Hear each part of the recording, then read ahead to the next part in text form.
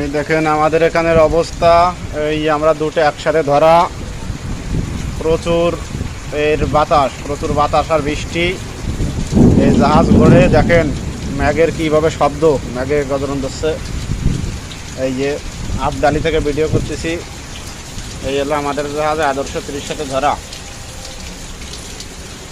প্রচুর বাতাস আর বৃষ্টি।